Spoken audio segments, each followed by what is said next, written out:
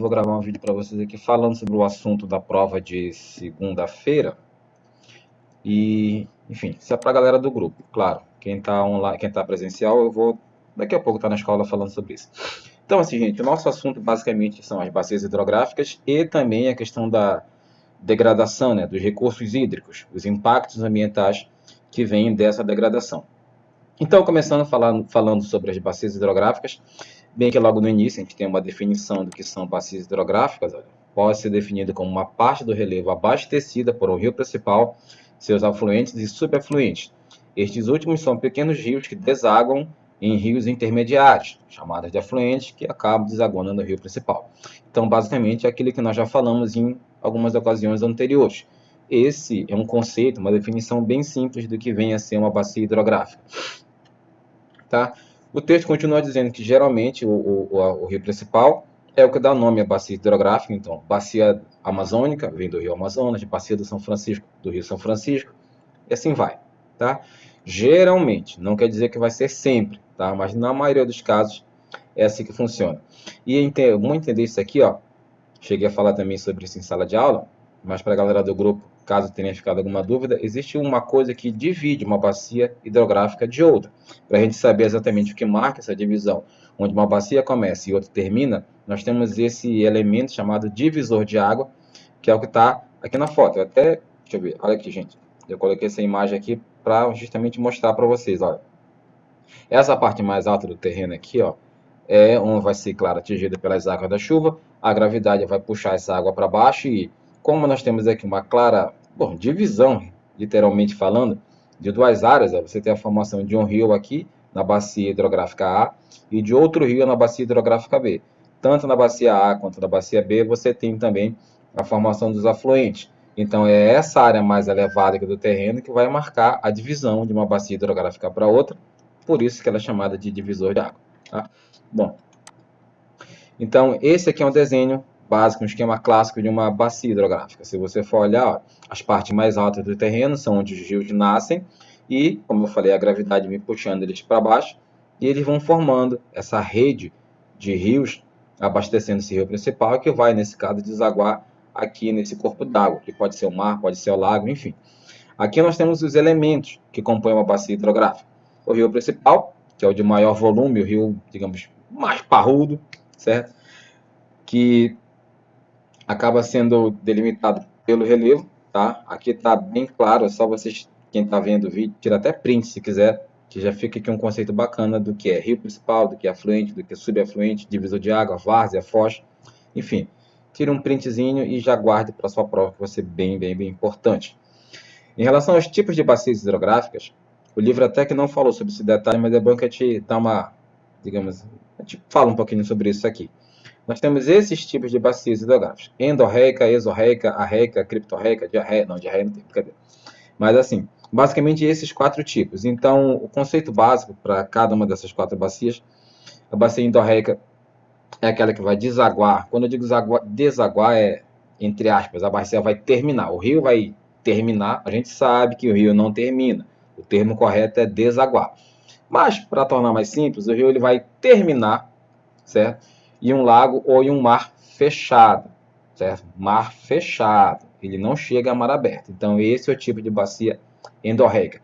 A exorreica já é quando vai para mar aberto, para o oceano. Quando o rio deságua, ou seja, ele acaba, ele termina no mar aberto. A bacia arreica lembrei de uma coisa aqui. Enfim, a bacia arreica, ela é aquela que ela não chega, digamos, entre aspas, a terminar. Se você ler aqui, ó, constitui-se de águas que desaparecem durante o percurso e não seguem uma direção específica. Ou seja, é o tipo de bacia que acontece em locais muito quentes, muito secos, como, por exemplo, o deserto, onde é comum você ter ali um pequeno rio, e esse rio ele simplesmente some. Ele para porque ou ele foi absorvido pelo solo ou o próprio calor fez com que a água evaporasse. Tá? E finalmente tem a criptorreica, que é aquela que abastece ali os rios subterrâneos, são as áreas subterrâneas, né? Como cavernas e grutas. Enfim, aqui não está falando, mas é bom vocês lembrarem também dos... esqueci agora. Aquíferos. Aquíferos são aqueles depósitos de água subterrânea, certo? A água ela é absorvida, seja a água da chuva, de um rio, enfim, ela é absorvida pela camada permeável de rocha, terra firme, né, o sol, até que lá no subterrâneo ela encontra uma rocha impermeável e por ser impermeável, essa rocha, claro, ela não vai absorver água, a água acaba se depositando ali e forma o aquífero. Deixa eu ver aqui o que o Google tem pra gente. Aquífero. Aquífero. O aquífero alter do chão é o maior do mundo. Fica aqui no Pará. Olha, aqui está um esqueminha básico de como funciona o aquífero. Deixa eu só ver se o tio Google nos ajuda. A internet, na verdade. Alô, Pravecon, dá essa força. Olha, a água, tanto desse rio aqui quanto da chuva, como está aqui, ó, provavelmente do solo, ela vai sendo absorvida, ela vai adentrando no terreno. Esse terreno ele é permeável, ou seja, ele é, digamos, cheio de, entre aspas, furos, buracos, onde a água vai penetrar até que ela vai encontrar lá no solo uma rocha impermeável e por conta disso ela se deposita. Aqui tem outro esqueminha, olha. Certo? Enfim, tem várias aqui, várias imagens que vocês podem perceber de como se forma um aquífero, do que é um aquífero, tá? Ok, voltando. E agora vamos falar sobre a questão da importância das bacias. Por que elas são importantes? Cara, porque basicamente não dá para viver sem água, né? Tu pode viver sem uma série de coisas, mas água é um negócio que se faltar, tu pode ter o maior dinheiro do mundo, não adianta, vai morrer. E até historicamente, as primeiras cidades do mundo, elas surgiram às margens de rios, né? Lá na Mesopotâmia, onde hoje é o Iraque, lá no rio Tigres, no rio Eufrates. Então a água desde sempre é uma necessidade básica, vital da humanidade. Logo, a primeira necessidade e a primeira importância de uma bacia hidrográfica é porque ela fornece água para a gente comer, desculpa, para a gente beber, comer também, né, já que a gente faz comida em muitos casos utilizando água. Transporte, pesca, a própria questão da temperatura, ela é muito mais agradável próximo da água do que distante, certo? Então são inúmeras importâncias que a gente pode acabar observando por conta da presença da água. E quando ela não está presente, ela faz uma falta danada por tudo que eu já falei, certo? Só que há um problema, a humanidade parece que ainda não entendeu isso e ela tenta, num ritmo cada vez mais acelerado, destruir a água que a gente tem, ou pelo menos destruir a água potável. Como eu já falei para vocês, a água ela não vai acabar. A água potável pode ser que acabe, mas a água de modo geral, não. A água é matéria, né? A água não acaba, matéria não se acaba, matéria pode se transformar. Então, uma água limpa pode ser transformada numa água suja, mas ainda é água, só não é própria para o consumo, ok? Então, a questão do desmatamento, a questão da poluição, a questão do consumismo exagerado e uma série de fatores têm contribuído para que a quantidade de água potável no mundo cada vez esteja menor, o que é muito, muito preocupante, tá? Porque do mesmo jeito que você não destrói a água, você também não fabrica água. Então, é bom ficar esperto.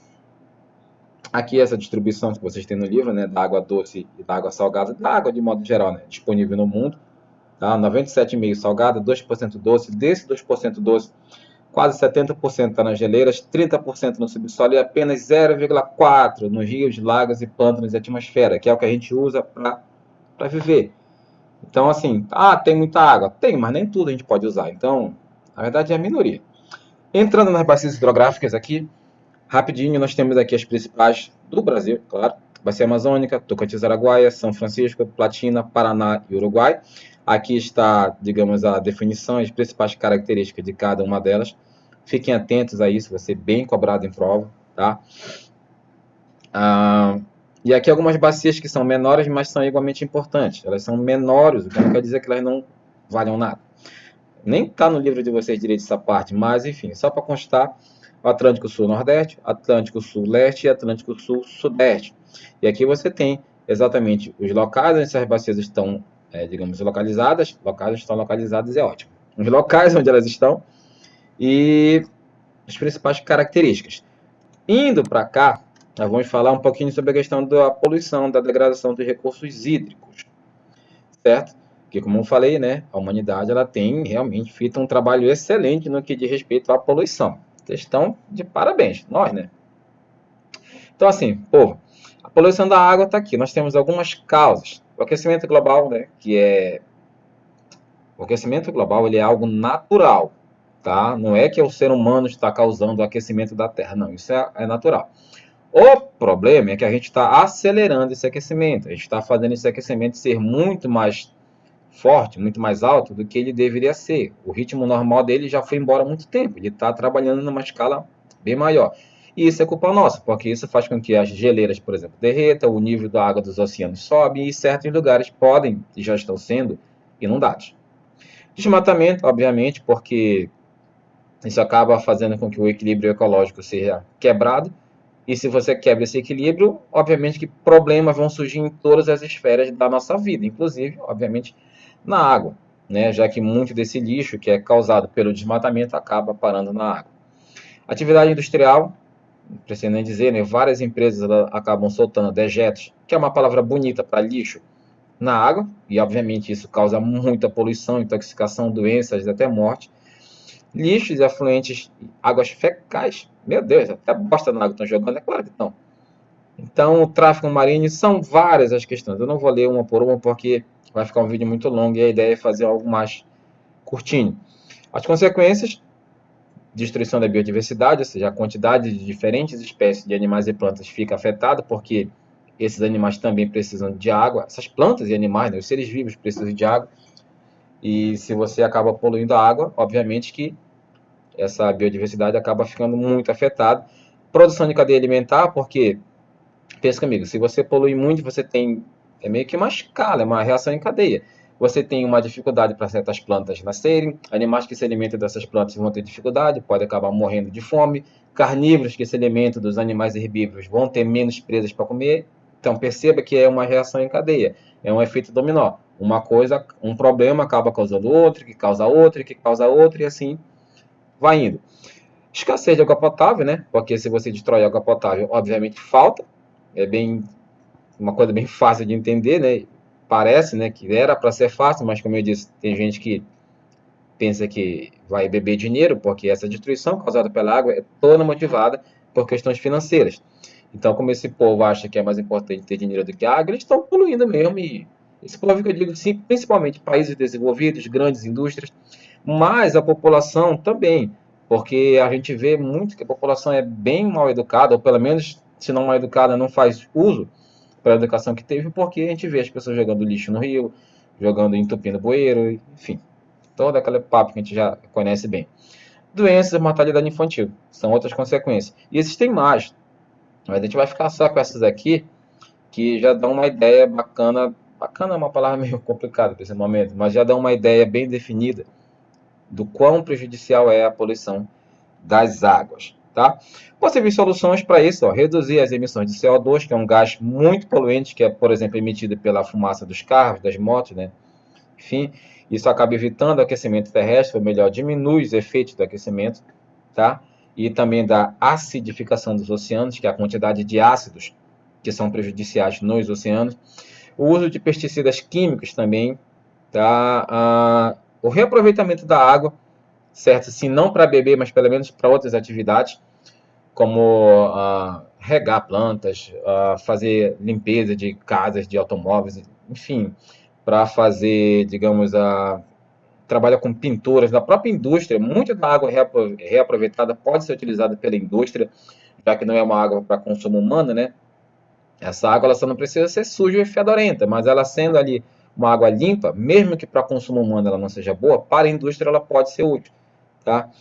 Limitar o uso de plásticos, a gente tem cada vez menos usar plástico, porque esse plástico ele vai parar nos oceanos e se vocês derem uma rápida pesquisa aqui no Google, vocês vão ver vários animais que acabam mortos por causa desse plástico, né? Os animais confundem o plástico no oceano com suas presas, com seu alimento, e acabam morrendo, engasgados ou presos nesse lixo todo, tá?